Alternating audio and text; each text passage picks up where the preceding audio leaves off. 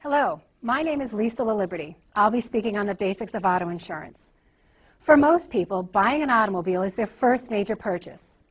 Actually, a new car is second only to a home as the most expensive purchase many consumers make. With vehicle prices averaging over $28,000, it's easy to see why one would want to protect that investment. Before we talk about coverage for the automobile itself, I'd like to start with what many people believe is the most important coverage of all, liability coverage. Liability coverage pays for the injuries or damage you or someone driving your car cause to other people or their property.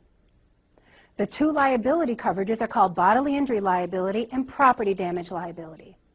Every state has different laws dictating the minimum coverage you must carry for this. Some states require you to prove you have insurance before registering a motor vehicle, and other states use the honor system, where you only have to provide proof if you have an accident or violation. A typical state-required minimum coverage is 25, 50, 10, and I'll provide an example shortly to explain what that means. There are 4 states that do not require drivers to carry any liability coverage. Just because it's not required by law doesn't mean you don't need it. Let's say you have an accident. You're distracted momentarily and rear-end the BMW in front of you. There are 3 people in it, all of whom suffer some injury.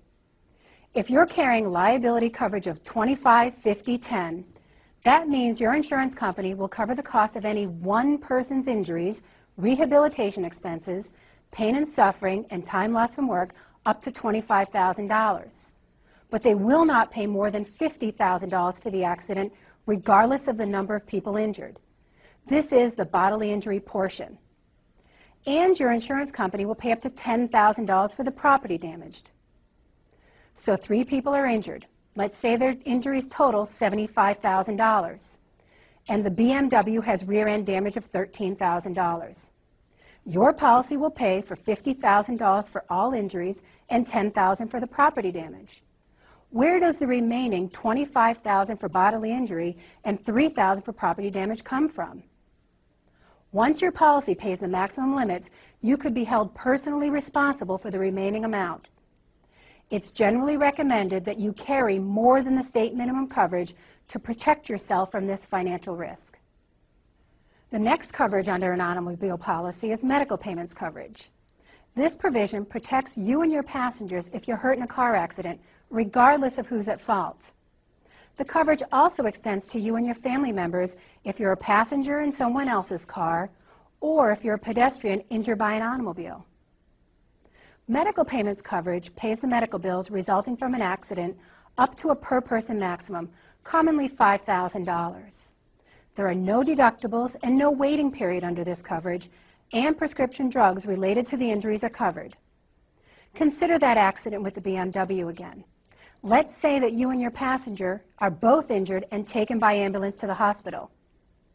Medical payments coverage of $5,000 will cover the cost of the ambulance ride, the emergency room visit, and subsequent doctor's visits up to $5,000 per person.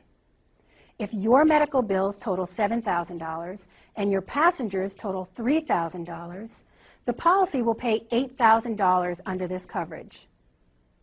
Some states have a medical payments coverage known as personal injury protection, or PIP. This coverage may have a deductible, and it may allow you to collect for lost wages and rehabilitation expenses, 2 things that regular medical payments coverage does not cover. A third coverage provided by an automobile insurance policy is uninsured and underinsured motorist coverage. This coverage is quoted similarly to bodily injury liability. Even though mandatory insurance laws exist in 48 states, nearly 15% of all accidents are caused by uninsured drivers. Uninsured motorist coverage provides protection for you and your passengers when you're injured in an accident with an uninsured motorist. It will cover your medical bills, rehabilitation expenses, lost wages, pain and suffering, things you could have claimed against the at-fault party's insurance if they had it. Underinsured motorist coverage will cover those same losses if the at-fault party's coverage is insufficient for your loss. Keep in mind, in most states, the uninsured, underinsured motorist coverage applies to injury only and not for damage to your vehicle. Protection for your automobile is provided under the collision and comprehensive portions of a policy. Collision coverage applies when you have an accident involving another vehicle or an object, such as a telephone pole, a guardrail, a building, or when you overturn your vehicle. Comprehensive coverage applies in losses involving fire, theft, vandalism, broken glass, hitting an animal, flood or hail damage, or other losses not caused by collision. These coverages have a deductible, the amount you must pay before the insurance company pays for damages. Common collision deductibles are $500 or $1,000, and common comprehensive deductibles are $100 or $250. If your automobile is financed, then you're required by the bank or financer to carry comprehensive and collision coverages until that loan is paid off. It's important to note, an insurance company will never pay more to fix your vehicle than the vehicle is worth.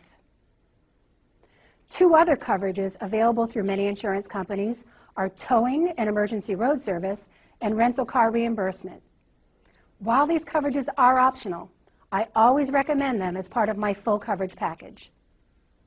Automobile insurance rates are based on many factors, including where you live, your age, what you drive, how much you drive, and the coverage you carry. One way to keep your insurance costs down is to take high comprehensive and collision deductibles. As a vehicle gets older and is not financed, many people choose to drop these two coverages completely as a way to save money. Additionally, many people choose to pay for small claims out of their own pockets as a way to keep their rates down.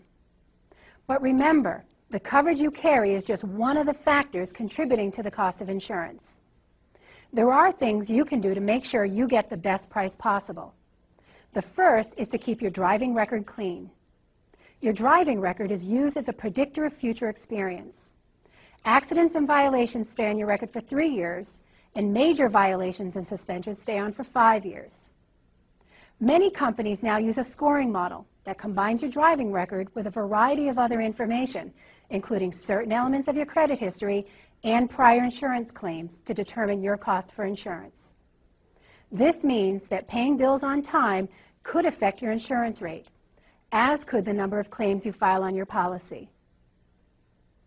Automobile insurance can be confusing, but a little knowledge can go a long way in providing you the protection you need.